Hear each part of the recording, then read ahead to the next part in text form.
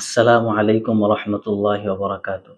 আলহামদুলিল্লাহ ওয়াসসালাতু ওয়াসসালামু আলা রাসূলিল্লাহ নবিয়িনা মুহাম্মদ ওয়া আলা আলিহি ওয়া সাহবিহি ওয়া মান ওয়ালাহ, আম্মা বাদ। সম্মানিত দিনী ভাই ও বোনেরা, আপনাদের সকলের প্রিয় প্ল্যাটফর্ম রুহানি হসপিটাল বাংলাদেশের পক্ষ থেকে আমি হাফিজ মাওলানা আবরারুল হক রাহমানী বলছি। আশা করি আপনারা সকলেই ভালো আছেন এবং আল্লাহ রব্বুল আলামিন আপনাদের সকলকে ভালো রাখুন, আমিন। আজকে একটি গুরুত্বপূর্ণ বিষয় নিয়ে আপনাদের সামনে উপস্থিত হয়েছি, যে বিষয়টি সকলের জন্যই ফায়দাজনক হবে বলে আমি আল্লাহ তাআলার কাছে আশাবাদী। বিশেষ করে রাকি ও মুদাব্বিরদের জন্য বেশি ফায়দাজনক হবে, কারণ তারা এই জগতে মেহনত করছেন।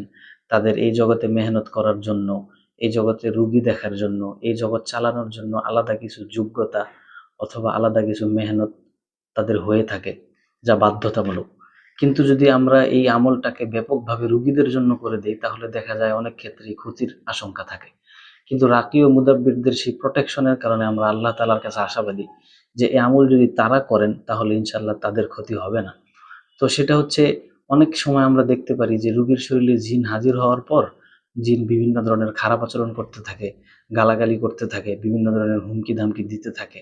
তো সেই ক্ষেত্রে দেখা যায় যে আমরা আমাদের সর্বোচ্চ চেষ্টা করে থাকি, রুকিয়ার মধ্যে যে শক্তিশালী রুকিয়া হোক তাও প্রয়োগ করে ফেলি, মুজাররাবাতে আকাবিরের মধ্যে যে মুজাররাব আমালগুলো আছে তাও প্রয়োগ করে ফেলি, এছাড়া যত মেহনত প্রচেষ্টা আছে সব করে ফেলি, কিন্তু শতভাগ ফায়দা হয় না। বরঞ্চ বাহ্যিকভাবে দেখা যায় যে কোনোই ফায়দা হয় না। কিন্তু একটা কথা মনে রাখতে হবে, সেটা হচ্ছে কোরআনি আমাল এটা জাহেরি ভাবে বাহ্যিকভাবে ফায়দা দেখা যাক কিংবা না যাক, ফায়দা হয় এটাই আমাদের বিশ্বাস এবং বাস্তবতাও এটা। এবং আমরা আমাদের অভিজ্ঞতার আলোকে অনেক জিন জাদুর চিকিৎসা করে এবং অনেক জিন্নাতদের সাথে কথা বলেও এই জিনিসটা বুঝতে সক্ষম হয়েছি, যে তারা আমাদেরকে অকপটে স্বীকার করতে বাধ্য হয়েছে যে ওই সময় যদিও আমি বলেছিলাম যে আমার কিছু হচ্ছে না বা কি আমার অনেক কষ্ট হচ্ছিল। তো এর দ্বারা বোঝা যায় যে এই আমলগুলো অতীব জরুরি এবং অতীব ফায়দাজনক। তো এই ক্ষেত্রে যদি এমন হয় যে আমরা সব আমল প্রয়োগ করার পরেও কোনো ফায়দা হচ্ছে না, তাহলে আজকের আমলটি আপনার জন্য।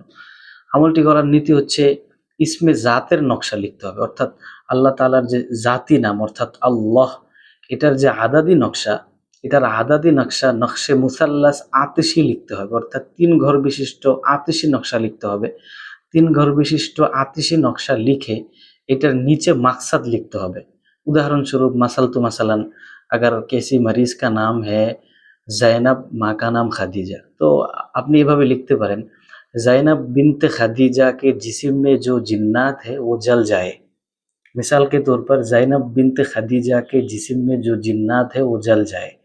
এটা লিখার পর আপনি এটাকে সলিতা বানিয়ে যদি আপনি রোগীর মাথা এবং ঘাড় ভালোভাবে ধরে যদি রোগীর নাকে ধোঁয়া দেন এবং সাথে সাথে ইসমে জাত পাঠ করতে থাকেন, তাহলে আমি আল্লাহ তাআলার কাছে আশাবাদী এই জিন যত শক্তিশালী এবং যত বেয়াদব এবং যতই ডিড হোক না কেন, সে আপনার কাছে নতি স্বীকার করতে বাধ্য হবে এবং পালিয়ে যেতে বাধ্য হবে।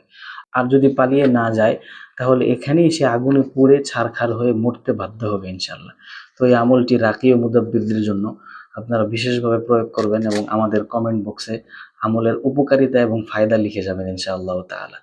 তো আজকে এই পর্যন্তই, দেখা হবে অন্য কোনো দিন অন্য কোনো বিষয় নিয়ে। ইন আসাবতু ফামিনাল্লাহ ওয়া ইন আখতাতু ফামিন্নী ওয়া মিনাশ শাইতান। রব্বানা লা তুআখিযনা ইন নাসিনা আও আখতানা। ওয়াসসালামু আলাইকুম ওয়া রাহমাতুল্লাহি ওয়া বারাকাতুহু।